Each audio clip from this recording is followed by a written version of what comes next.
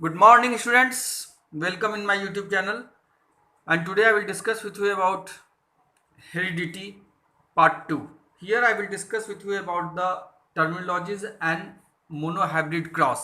So let's start. यहाँ पर देखिए मैंने लिखा है Mendel's experiments on P plant. Mendel's का एक्सपेरिमेंट पी प्लांट पर कैसे है, तो यहाँ पे देखिए मेंडल्स ने क्या किया था कि पी प्लांट में 7 कैरेक्टर्स लिए थे। 7 कैरेक्टर्स लिए थे और इस कैरेक्टर्स के अंदर 2 डिस्टिंक्ट ट्रेड्स थे, इसलिए हमने कह दिया 7 पेयर ऑफ ट्रेड्स। मेंडल ने कितने ट्रेड्स लिए थे? 7 pair of traits, but characters कितने थे? 7 थे, लेकिन ट्रेड्स 7 पेयर। क्यों? क्योंकि आप देखिए स्टेम हाइट, तो स्टेम हाइट में है कोई प्लांट लंबा हो सकता है तो कोई नाटा भी हो सकता है, दोनों हाइट का ही मेजरमेंट है, लेकिन कंट्रास्टिंग है। तो एक को कहा टॉल, एक को कहा ड्वार्फ। और ये टॉल हमें नेचुरली एनवायरमेंट में ज़्यादा देखने के लिए मिलता है। इट मीन्स टॉल प्लांट को टॉल करने वाले जो जिन प्लांट के अंदर है वो अपना प्रोडक्ट बना रहे हैं, इसलिए प्लांट टॉल होता है। That's why this trait is dominant under the character height. Similarly, flower color purple colour के लिए जो जीन रिस्पॉन्सिबल है, डेट जीन इज एक्सप्रेस्ड, नहीं वो जीन अपना प्रोटीन बना रहा है। आप फर्स्ट वीडियो को जरूर देखिए, वहां पे आपको पता चल जाएगा कि जीन क्या है, एलिल्स क्या है, जीन प्रोटीन कैसे बनाते हैं। All this things you can get there, understood.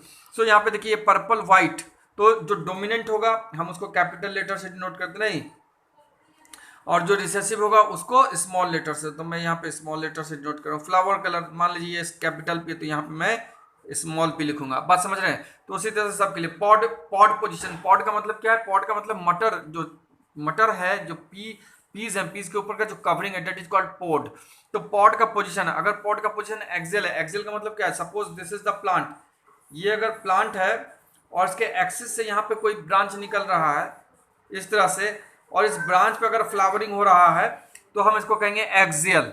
और अगर टर्मिनल होगा तो फ्लावरिंग कहाँ होगा?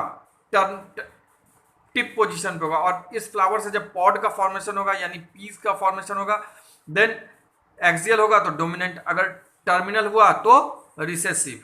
सिमिलरली आप देखिए पॉड शेप, पॉड शेप में यहाँ पे 2 ट्रेट है, फुल और इन्फ्लेटेड और कंस्ट्रिक्टेड। कभी कभी हम मार्केट में जाते हैं तो हमें जो मटर मिलता है कोई फूल एकदम पूरा एकदम स्वेल्ड, जिसके अंदर 100% मटर के दाने मिलते हैं, और कंस्ट्रिक्टेड जिसके अंदर कुछ दाने मिलते हैं और कुछ नहीं मिलते, चिपटा, तो कंस्ट्रिक्टेड हो गया, that is the recessive. And full और inflated, that is the dominant. उसी तरह से pod colour green and yellow, seed shape round and wrinkle. अब सीड शेप में भी कोई सीड बिल्कुल राउंड है और कोई रिंकल है, सिकुड़ा हुआ है, कंस्ट्रिक्टेड है, that is called wrinkle. Clear? Seed colour, seed colour कोई सीड कलर में जो डोमिनेंट फीचर का जो seed colour, that is the yellow and green. तो यहाँ पर देखिए पॉड कलर और सीड कलर जस्ट रिवर्स है। पॉड कलर में green colour is the dominant and yellow colour is the recessive. Seed colour में yellow is the dominant and green is the recessive. Understood? आगे चलते हैं।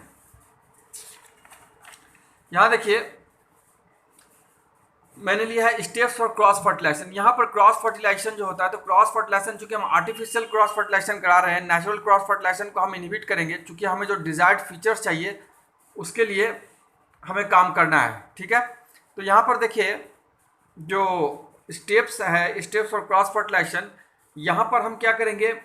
पहले emasculation करेंगे। Emasculation का क्या मतलब? इमैस्कुलेशन का मतलब है कि आप मेल रिप्रोडक्टिव पार्ट को कट करके हटा देंगे। अगर आप चाइना रोज ले या और भी कोई बाइसेक्सुअल फ्लावर लें जहां पर मेल और फीमेल रिप्रोडक्टिव स्ट्रक्चर एक साथ एक ही फ्लावर के अंदर होते हैं, वहां पर हमें इमैस्कुलेशन करना होगा। यानी जो स्टैमेन है, स्टैमेन ये वाला स्ट्रक्चर आप देखेंगे चाइना रोज में भी और दूसरे फ्लावर में भी, अगर वो बाइसेक्सुअल होगा तो this is the stamen. Stamen के 2 पार्ट है, this is the anther and this is the filament and this is the anther. तो ए प्लस एफ मिलके बन गया S, that is the stamen. बात समझ रहे हैं? तो हम इसको कट करके फ्लावर के इस रिप्रोडक्टिव स्ट्रक्चर को मैच्योर होने के पहले कट करके हटा देंगे, दैट इज कॉल्ड इमैस्कुलेशन। ऐसा क्यों करना है? ऐसा इसलिए करना है सो दैट ये मैच्योर्ड करके, जब ये मैच्योर्ड कर जाएगा तो पॉलन ग्रेन्स इससे फटकर ये एंथर फटेगा और पॉलन ग्रेन्स यहाँ बाहर आ जाएंगे। और जब पॉलन ग्रेन्स बाहर आएंगे तो ये पॉलन ग्रेन्स इस स्टिग्मा पर, इस फीमेल जो आप इस तरह से सुराही लाइक स्ट्रक्चर देख रहे हैं, this is the female reproductive structure, इस पर आगे जर्मिनेट कर जाएगा और सेल्फ फर्टिलाइजेशन हो सकता है। इसलिए स्टामिन को मैच्योर करने से पहले हम कट करके हटा देंगे। बात समझ रहे हैं? यहाँ पर देखिए दूसरा है बैगिंग। तो जब आपने इमेस्कुलेशन कर लिया तो हम इसको बैगिंग कर देंगे, यानी एक स्टेरलाइज्ड, जिसको आजकल हम सैनिटाइजेशन बोल रहे हैं, ठीक है, यानी स्टेरलाइज्ड करेंगे जिसमें कोई माइक्रोब्स कोई कुछ नहीं हो, वैसे एक पन्नी से इसको बैगिंग कर देंगे, ठीक है, जिससे ये एक्सटर्नल एनवायरनमेंट से कट ऑफ हो जाएगा और इसके अंदर कुछ भी नहीं जा सकेगा। फिर डस्टिंग। डस्टिंग का मतलब है कि जो डिजायर्ड पॉलन ग्रेन्स है, हम उस डिजायर्ड पॉलन ग्रेन्स का यहाँ पे डस्टिंग करेंगे और आप देखिए ये पॉलन ग्रेन्स जर्मिनेट करता हो, तो इस पर हम आगे आएंगे। तो डस्टिंग, देन टैगिंग, फिर इसको बैगिंग करके हमको जो टैग देना है, कुछ नाम लिखना है, वो नाम लिख देंगे। बात समझ गए? तो these are the various steps for artificial cross fertilization. बात समझिएगा। अब देखिए यहाँ पर जैसा मैंने आपको बताया, ये जो स्ट्रक्चर है, this is the structure of the female reproductive part of the flower. अब अगर ये बायसेक्सुअल फ्लावर होता तो यहीं पर आपको चाइना रोज की तरह इस तरह से स्टामेन्स देखने के लिए मिल जाते, नहीं इधर में मिलते, इधर में मिलते, ठीक है। तो यहाँ पर हम क्या करेंगे, डस्टिंग के बाद ये पॉलन ग्रेन जर्मिनेट करता है। चूंकि ये वाला जो पार्ट है फीमेल रिप्रोडक्टिव स्ट्रक्चर का, ये बहुत ही थिक होता है और एक म्यूकस सब्सटेंस सेक्रेट करता रहता है, और पॉलन ग्रेन्स इस ठीक रीजन में जर्मिनेट करके पॉलन ट्यूब का फॉर्मेशन करता है। देखिए मैंने पॉलन ट्यूब को रेड शैडो से दिखाने का कोशिश किया है, और यहाँ जो दो मेल गैमेट्स हैं, these are the sperms, in other words we can say these are the sperms. ये मेल गैमेट्स इस पॉलन ट्यूब्स के सारे यहाँ आते हैं, और ये जो बल्ज आउट एरिया है बाहर वाला, मैंने देखिए इसको यहाँ ओवरी लिखा है। इस ओवरी के अंदर में आप देखिए यहाँ ओव्यूल है, ये वाला गोल वाला स्ट्रक्चर, और ओव्यूल के अंदर में आप देखिए रेड कलर से मैंने दिखाया एग है। इस एग को फर्टिलाइज करता है ये मेल गैमेट्स। यहाँ पे दो मेल गैमेट्स है, तो एक मेल गैमेट्स इस एग को फर्टिलाइज कर देगा और दूसरा वाला मेल गैमेट्स इस पोलर न्यूक्ली के पास जाएगा, जो आगे चल के इंडोस्पर्म बनाएगा, जिसको हम पढ़ेंगे हाउ डू ऑर्गेनिज्म रिप्रोड्यूस में डिटेल में। तो हमारा जो यहाँ पर कंसर्न है डेट इज ओनली एग। इस एग को जैसे ये फर्टिलाइज करेगा तो एग और स्पर्म जब फ्यूज करेंगे तो ये किसमें बदल जाएगा, सीड, यानी सीड का फॉर्मेशन हो जाएगा, ठीक। और ये सीड का है ओवरी के अंदर, और तब ओवरी बदल जाएगा फ्रूट्स में, नहीं। और इस तरह से जब सीड मैच्योर होगा then we will get the seed. Understood? अब देखिए यहाँ पर reasons for success of Mendel. Mendel जो अपने एक्सपेरिमेंट में सक्सीड हुए, उसका कारण क्या था? तो मेंडल वाज ए फिजिस्ट, वो फिजिक्स के एक बहुत बड़े एक्सपर्ट थे, और वो ऑस्ट्रिया में एक चर्च के अंदर मॉन्क बन के रहते थे। तो वहाँ पे क्लाइमेटिक कंडीशन जो था पी प्लांट के लिए बहुत ही फेवरेबल था। और ये जो पी प्लांट आप यहाँ पे देख रहे हैं, this pea plant is a very short duration plant. 6 month में, विद इन 6 मंथ इसका लाइफ साइकिल कंप्लीट हो जाता है। और यहाँ पर सेल्फ फर्टिलाइजेशन ज़्यादा प्रोमोटेड है, क्रॉस फर्टिलाइजेशन का चांसेस कम है। क्रॉस फर्टिलाइजेशन का चांसेस क्यों कम है?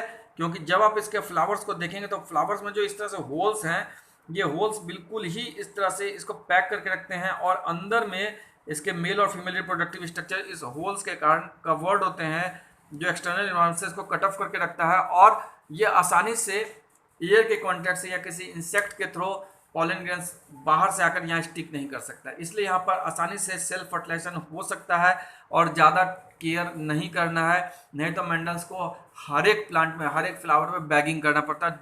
That is very very difficult, नहीं। प्योर लाइन, अब ये प्योर लाइन क्या, मैं इस प्योर लाइन को आपको समझाता, because this pure line is very much important. देखिए प्योर लाइन क्या है। प्योर लाइन में सपोज मैं आपको बता रहा हूं कि आप मार्केट से 1 kg पी सीड ले आइए। यहाँ पर हो सकता है 5 × 10 टू द पावर यानी 50,000 सीड्स हो। अगर ये 50,000 सीड्स है तो इसको हमें क्या करना होगा, पहले इसके फिजिकल अपीयरेंस के अनुसार इसको हम सॉर्टिंग करेंगे। कुछ सीड हमें बिल्कुल राउंड मिलेंगे तो कुछ रिंकल्स मिलेंगे, तो दोनों को सॉर्टिंग कर लेंगे। सॉर्टिंग करने के बाद जितने राउंड सीड हैं सबको हम अलग फील्ड तैयार करके लगाएंगे, रिंकल सीड्स को अलग फील्ड तैयार करके लगाएंगे। ये हो गया रिंकल सीड, नहीं, और ये हो गया राउंड सीड, नहीं। इसको अलग लगाएंगे तो राउंड सीड से भी बहुत सारे प्लांट्स आएंगे, नहीं, राउंड सीड से बहुत सारे प्लांट्स आएंगे। कुछ प्लांट्स टॉल भी होंगे, कुछ प्लांट ड्वार्फ भी होंगे।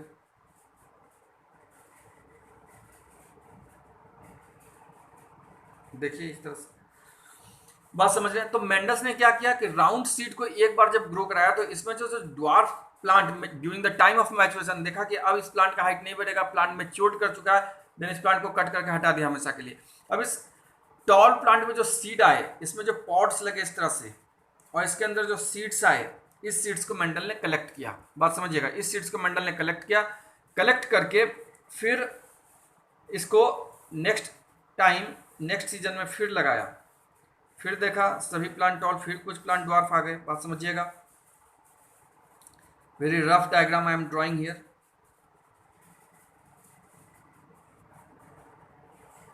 ठीक है, मेंडल ने फिर इसको कट करके हटा दिया और फिर इस टॉल प्लांट में जो पॉट्स आए, इस पॉट्स के अंदर में जो सीड्स आए, इस सीड्स का सॉर्टिंग किया। इसमें जो रिंकल सीड्स थे, रिंकल सीड्स को हटा दिया और राउंड सीड्स को सेलेक्ट किया गया। राउंड सीड्स को फिर लगाया और इसको तब तक लगाया जब तक हमें 100% टॉल प्लांट नहीं मिल गए, और उस टॉल प्लांट में भी 100% राउंड सीड ही केवल नहीं आ गए, तब तक इस प्रोसेस को कंटिन्यूड किया गया और इस तरह से finally pure line seeds are achieved for a particular trait. किसी एक खास ट्रेट के लिए इस तरह से प्योर लाइन सीड को मेंडल ने तैयार किया था, बात समझिएगा। और हम भी आज के डेट में इस तरह से प्योर लाइन सीड को तैयार कर सकते हैं, क्योंकि आप मार्केट से सीड ला रहे हैं, उसमें कौन सा जीने नहीं है हम नहीं जान सकते, तो हमें प्योर लाइन पहले एक्सपेरिमेंट कंडक्ट करने के पहले बनाना ही पड़ेगा। ठीक है, so this was about the pure line. Now I will discuss with you about some genetic terminology. It's very simple. alleles, genes I have discussed with you in first video. This is the, here you can see phenotype. Phenotype means physical appearance. Physical appearance नहीं, physical appearance of the plant. Plant का physical appearance हो, flower का physical appearance हो, seed का physical appearance हो, बात समझ रहे हैं? That will be called phenotypic expression. Genotypic expression means genetic expression,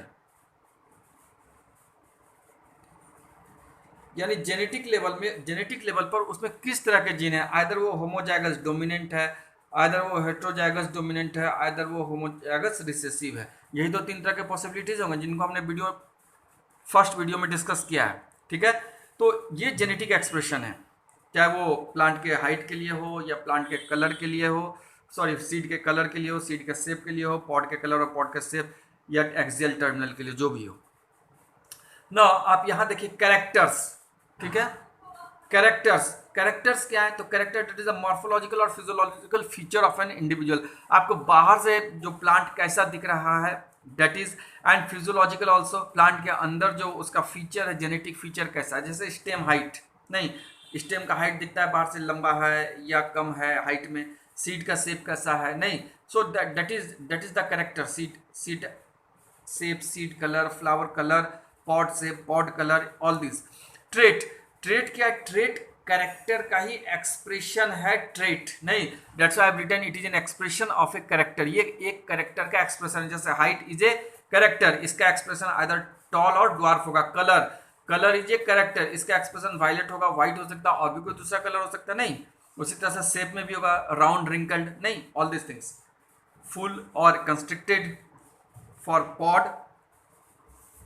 now I will discuss with you about monohybrid cross and dihybrid cross. नहीं, monohybrid cross and dihybrid cross. देखिए ये बहुत ही टेक्निकल वर्ड है। मोनो मीन्स क्या होगा? One. Hybrid means definitely ये दो प्लांट के बीच में क्रॉसिंग, यानी क्रॉस फर्टिलाइजेशन के थ्रू बनाया गया है, that's why it is called monohybrid cross. और दो प्लांट के बीच में क्रॉसिंग कराया जा रहा है तो हम इसको मोनोहाइब्रिड क्रॉस कहेंगे। और मोनोहाइब्रिड क्रॉस ही हमारे लिए सबसे ज़्यादा बेनिफिशियल है। इसलिए मार्केट में जो भी सीड्स अवेलेबल हैं, चाहे वो किचन गार्डन के लिए हो या फिर गार्डनिंग के लिए हो, जो भी हो, उसके लिए जो मार्केट में सीड है, आप उसके पीछे रैपर में देखेंगे F1 जनरेशन लिखा होगा, यानी ये फर्स्ट जनरेशन सीड है। फर्स्ट जनरेशन सीड कैसे किसे कहेंगे? जैसे मान लीजिए ये दो प्योर लाइन सीड है, ये दो प्योर लाइन सीड है, ठीक है। तो ये रिंकल्ड है, ये राउंड है, तो हम इनके बीच में क्रॉस क्यों करा रहे हैं? ठीक है, ये रिंकल्ड है लेकिन इसका रेजिस्टेंस कैपेसिटी ज़्यादा होगा। ये राउंड है, इसका हाइट ज़्यादा है, फ्लावरिंग भी ज़्यादा है, लेकिन इसका रेजिस्टेंस कैपेसिटी कम है। तो हमें दोनों फीचर्स चाहिए, तो हम इनके बीच में क्रॉस कराते हैं। क्रॉस कराने के बाद चूंकि ये राउंड शेप का सीड है तो ये डोमिनेंट होगा, फिर से हमें राउंड शेप का सीड मिल जाएगा। इसकी रेजिस्टेंस कैपेसिटी कम, इसकी रेजिस्टेंस कैपेसिटी कम है, यानी रेजिस्टेंस कैपेसिटी इसकी ज्यादा है, यानी डोमिनेंट है, जीन एक्सप्रेस हो रहा है, तो वो जीन यहाँ भी एक्सप्रेस होगा। बात समझ रहे हैं?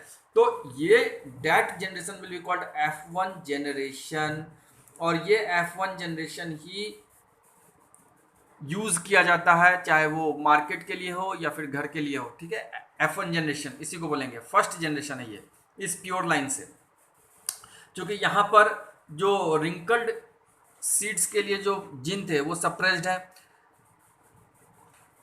लो रेजिस्टिविटी, यानी यहाँ पे जो रोग प्रतिरोधक क्षमता थी, है ना, डिफेंस सिस्टम यहाँ वीक था लेकिन यहाँ स्ट्रांग था, तो ये वाला जीन यहाँ आया है, दोनों जीन आया, तो इसके पास दोनों फीचर्स है।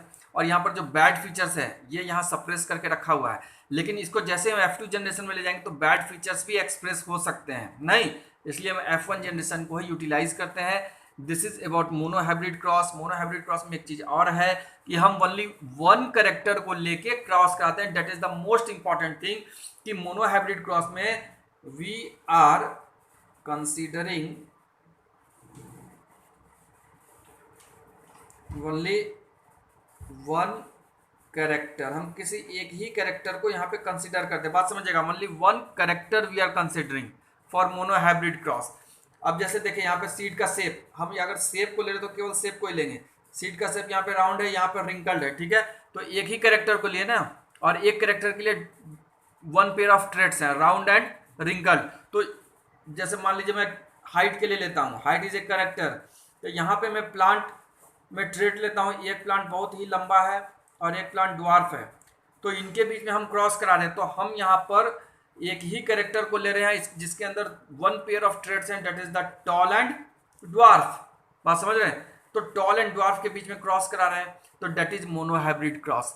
डाईहाइब्रिड क्रॉस को जब आप करेंगे तो डाईहाइब्रिड क्रॉस में क्या होगा, यही चीज होगा, लेकिन यहाँ पे हम टू कैरेक्टर्स लेंगे। जैसे ये सीड का शेप देखिए राउंड रिंकल्ड है और एक रेड है, तो दूसरा लेट अस सपोज, ऐसे तो रेड होगा नहीं ई सीड, लेकिन अगर ये रेड है और ये व्हाइट सीड है और ये कंस्ट्रक्टेड है, तो यहाँ पे क्या हो गया, राउंड शेप नहीं, और रेड को मैं जी से चलिए दिखा देता हूँ, ठीक है, जी लिख देता हूँ, ठीक है। तो यहाँ पे क्या रिंकल्ड और ये व्हाइट है, तो मैं ये स्मॉल डब्ल्यू लिख देता हूँ। तो यहाँ देखिए ये वन पेयर, ये वन पेयर, यानी दो कैरेक्टर हमने लिया है, एक राउंड शेप और ग्रीन कलर, नहीं रिंकल्ड शेप व्हाइट कलर। बात समझ रहे हैं? तो दो दो कैरेक्टर को लेकर जब हम क्रॉस कराते हैं, प्योर लाइन के बीच में ऑलवेज क्रॉस होगा। ये प्योर लाइन सीड है और ये भी प्योर लाइन सीड ही है, ठीक है, इधर भी ये प्योर लाइन सीड ही थे। तो प्योर लाइन सीड में हम जब दो दो कैरेक्टर को लेकर दोनों के बीच में क्रॉस कराएंगे, that will be called dihybrid cross. और यहाँ पर देखिए ऐसा नहीं कि हम सीड के बीच में क्रॉस करा रहे हैं, नहीं, ये एक्चुअली सीड से पहले प्लांट बनाना पड़ेगा, प्लांट को जर्मिनेट कराना होगा, ग्रो कराना होगा लैंड पर, देन इसमें फ्लावरिंग हो गए, यहाँ भी फ्लावरिंग होंगे।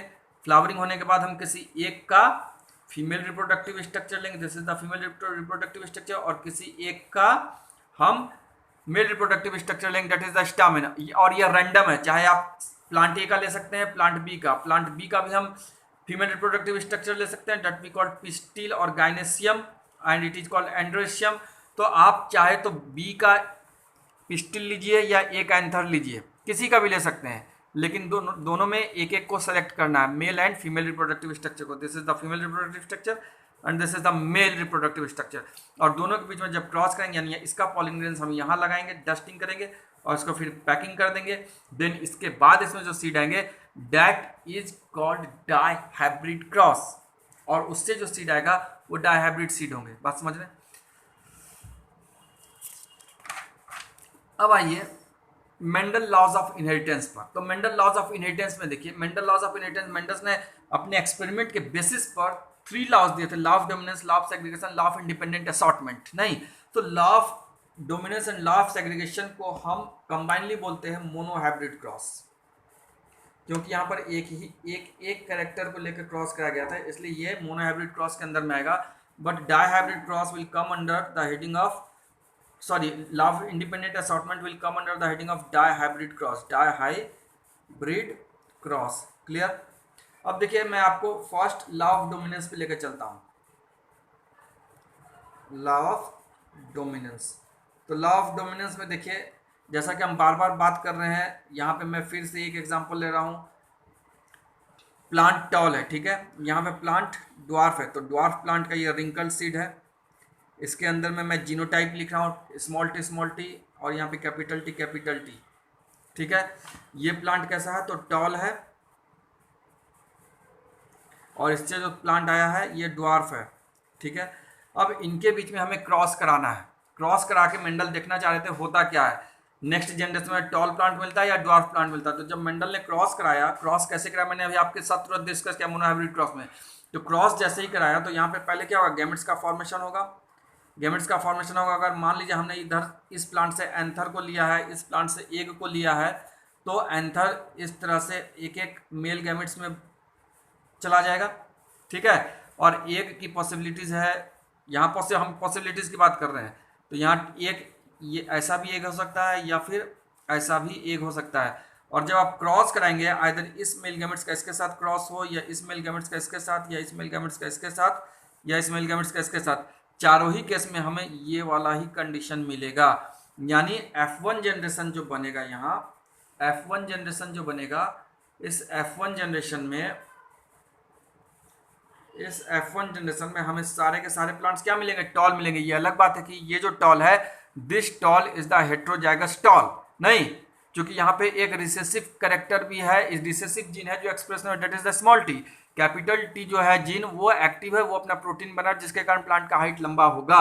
बात समझ रहे हैं, तो that is called heterozygous dominant and this is the F1 generation seed. इसलिए हम F1 जनरेशन सीड को प्रीफर करते हैं, क्योंकि F1 जनरेशन में सारे के सारे प्लांट टॉल होंगे, यानी जो डिजायर्ड फीचर है वो हमें मिल जाएगा, ठीक है। बट जब हम F2 जनरेशन की अभी बात करेंगे, that will be comes under the law of segregation. वहां पे देखेंगे कि यहाँ पे तो कोई स्मॉल प्लांट हमें ड्वार्फ प्लांट देखने के लिए नहीं मिला, लेकिन वहां पे जब कैरेक्टर सेग्रीगेट होंगे तो ड्वार्फ प्लांट भी मिल जाएंगे। इसलिए F2 जनरेशन के सीड को हम प्रीफर नहीं करते हैं एग्रीकल्चर के लिए। अब आप देखिए, law of second is the law of segregation, law of segregation. अब ये लॉ ऑफ सेग्रीगेशन जो है, लॉ ऑफ सेग्रीगेशन का मतलब क्या, लॉ ऑफ सेग्रीगेशन का मतलब कि कैरेक्टर्स जो होते हैं वो एक जनरेशन में अगर एक्सप्रेस नहीं होते तो दूसरे जनरेशन में एक्सप्रेस होते हैं। कहने का मतलब है कि एक जनरेशन में अगर वो कैरेक्टर किसी दूसरे जीन के साथ जाके सप्रेस करके रह गया है, तो नेक्स्ट जनरेशन में वो सेपरेट होकर एक्सप्रेस हो सकता है। That is the meaning here, segregation means the character will separate and it will be expressed। बात समझ रहे हैं। तो मेंडल ने जब टू डिफरेंट प्लांट्स के बीच में यहाँ पे क्रॉस कराया था, तो मेंडल वाज एस्टोनिश्ड कि ड्वार्फ प्लांट कहाँ चले गए, सारे के सारे प्लांट तो टॉल मिले उसे, जब उसने उस सीड को लगाया और उस सीड से उसको सारे प्लांट टॉल मिले, तो मेंडल वाज एस्टोनिश्ड कि ड्वार्फ प्लांट कहाँ गया। तो मेंडल को ऐसा लगा कि कहीं ना कहीं उस ड्वार्फ प्लांट के लिए जो फैक्टर रिस्पॉन्सिबल था, क्योंकि उस समय जीन का डिस्कवरी नहीं हुआ था, तो मेंडल ने सोचा कि ऐसा कोई फैक्टर जरूर है इस सीड्स के अंदर जिसके कारण प्लांट का हाइट घटता या बढ़ता है। तो मेंडल को लगा कि जो ड्वार्फनेस के लिए जो फैक्टर है वो फैक्टर इसी सीड के अंदर कहीं दब के रह गया है। तब मेंडल ने क्या किया, तब मेंडल ने इसी सीड को जिसके अंदर इस तरह के जीनोटाइप थे फॉर प्लांट हाइट, इस तरह के जीनोटाइप थे, इसको सेल्फ क्रॉस करा दिया, सेल्फ क्रॉस। अब ये सेल्फ क्रॉस, मान लीजिए ये एक सीड है, इस सीड के अंदर टॉलनेस के लिए ये वाला जीनोटाइप है, ठीक। तो अब इस सीड से प्लांट आया होगा, अब इस प्लांट में क्या होंगे, फ्लावर आए होंगे। तो फ्लावर को अंदर अगर मेल और फीमेल रिप्रोडक्टिव स्ट्रक्चर को देखें तो कुछ इस तरह का होगा। तो ये एंथर है, तो एंथर में भी इस तरह का जेनेटिक कॉम्बिनेशन मिलेगा नहीं। और अगर एग है यहाँ अंदर में, तो इस एग के अंदर भी ये वाला कॉम्बिनेशन मिलेगा। तो हम इसी प्लांट को में सेल्फ फर्टिलाइजेशन को प्रमोट करेंगे, और जब इसको प्रमोट करेंगे तो क्या होगा, देखिए अगर हम इसको पॉलिन के अंदर ये जीनोटाइप मान ले और इसको एग के अंदर मान ले, और तब जब गैमेट्स का फॉर्मेशन होगा तब क्या होगा, कैपिटल टी मेल गैमेट्स में अलग हो जाएंगे, स्मॉल टी मेल गैमेट्स में अलग हो जाएंगे। एक के अंदर भी दो पॉसिबिलिटीज आ जाएंगे, आइदर ये वाला कंडीशन और ये वाला कंडीशन, बात समझिएगा, ठीक है। अब पॉसिबिलिटीज की होगी F2 जनरेशन के लिए, क्योंकि अब जो जनरेशन फ्यूजन से बनेगा दैट विल बी F2, क्योंकि F1 जनरेशन हमने पहले देख लिया है और F1 जनरेशन को ही हम यहाँ सेल्फ क्रॉस कर रहे हैं, self cross F1 generation self cross, यानी F1 जनरेशन को हम सेल्फ क्रॉस करेंगे तो F2 जनरेशन में आइदर पॉसिबिलिटी है कि ये मेल गैमेट इसके साथ फ्यूज कर जाएगा तो कैपिटल टी मिलेगा, ये मेल गैमेट इसके साथ भी फ्यूज कर सकता है तो कैपिटल टी स्मॉल टी मिलेगा, ये मेल गैमेट इस एक के साथ फ्यूज कर सकता है तो ये वाला कंडीशन, इसके साथ फ्यूज करेगा तो स्मॉल टी वाला कंडीशन मिल जाएगा, ठीक है। तो इससे जो प्लांट आपको मिलेगा ये टॉल मिलेगा, इससे भी प्लांट टॉल मिलेंगे, इससे भी प्लांट टॉल मिलेंगे, नहीं, लेकिन यहाँ पे देखिए दोनों ही रिसेसिव जीन आ गए, स्मॉल टी, यानी यहाँ पे दोनों में से कोई जीन एक्सप्रेस नहीं होने जा रहा है और प्लांट का हाइट ज़्यादा नहीं बढ़ेगा और प्लांट ड्वार्फ हो जाएगा, ठीक है। तो देखिए जो ड्वार्फ प्लांट था अब एक्सप्रेस हुआ ना, क्यों एक्सप्रेस हुआ, क्योंकि कैरेक्टर सेग्रीगेट हुए, जो जीन थे वो जीन अलग हो गए और जब दोनों जीन साथ साथ आ गए, भाई साथ आ गए, तो भाई में बल आया और एक्सप्रेस हो गया। लेकिन यहाँ भाई बिछड़ गया था, यहाँ पे कैपिटल टी आ गया और ये सप्रेस करके रह गया, एक्सप्रेस नहीं हुआ, क्योंकि कैपिटल टी का जीन एक्सप्रेस हो रहा था और ये नहीं हो रहा था। लेकिन यहाँ पे स्मॉल टी दोनों में से कोई जीन एक्सप्रेस नहीं हो रहा है, ठीक है। तो ultimately plant will be dwarf, यहाँ पे प्लांट ड्वार्फ रह गया, बात समझ रहे हैं। And all this plants are tall, ये सारे के सारे प्लांट यहाँ से यहाँ तक टॉल रह गए, यानी 3:1 का रेशियो मिला। तो ये जो 3:1 का रेशियो है, चूंकि हम प्लांट के फॉर्म में देख पा रहे हैं इसको, तो that's why it is called phenotypic expression. हम इसको क्या कहेंगे, फिनोटाइपिक रेशियो अगर कहा जाए तो क्या आएगा, तो that is the 3:1। Genotypic ratio जो जेनेटिक लेवल पे हम उसको देखेंगे, जीनोटाइपिक रेशियो, यहाँ देखिए TT1, कैपिटल टी 2 है और स्मॉल टी 1, तो 1:2:1। तो इस तरह से मेंडल्स ने देखा कि जो कैरेक्टर सप्रेस्ड हो गया था वो नेक्स्ट जनरेशन में एक्सप्रेस हुआ है, ठीक है। यही कैरेक्टर फर्स्ट जनरेशन में यहाँ सप्रेस्ड हो गया था। इस कैपिटल टी स्मॉल टी से जो प्लांट आए थे, ऑल प्लांट्स आर टॉल, यहाँ से ऑल प्लांट्स क्या होते हैं, टॉल हुए थे, क्योंकि इस सीड्स को जब आप लगाएंगे तो इससे सारे प्लांट टॉल आए। तो मेंडल्स को बहुत ही आश्चर्य हुआ, ही वॉज सरप्राइज्ड। तब मेंडल ने विचार किया कि कहीं ना कहीं इस सीड्स के अंदर जो ड्वार्फनेस का फीचर है वो सप्रेस्ड है और इसने इसको सेल्फ क्रॉस कराया। सेल्फ क्रॉस यानी इसी प्लांट के अंदर में वो सीड था, सॉरी वो जीन था और इस जीन के बीच में सेल्फ क्रॉस कराया, तो इससे F2 जनरेशन मिले और F2 जनरेशन में क्या हुआ, कैरेक्टर सेग्रीगेट हो गया। So this is all about the law of segregation. और लॉ ऑफ सेग्रीगेशन में ही भी एक ही कैरेक्टर को लेके कंसिडर करके आगे बढ़े हैं, that's why law of dominance and law of segregation comes under the monohybrid cross. So I hope you have understood. If you have any problem, any queries, please write in the comment box and give your feedback and watch it completely so that you can understand. And those who want their career in biology, this Mendel laws of inheritance is very much important, and I have given you a very good concept regarding this. So thank you very much.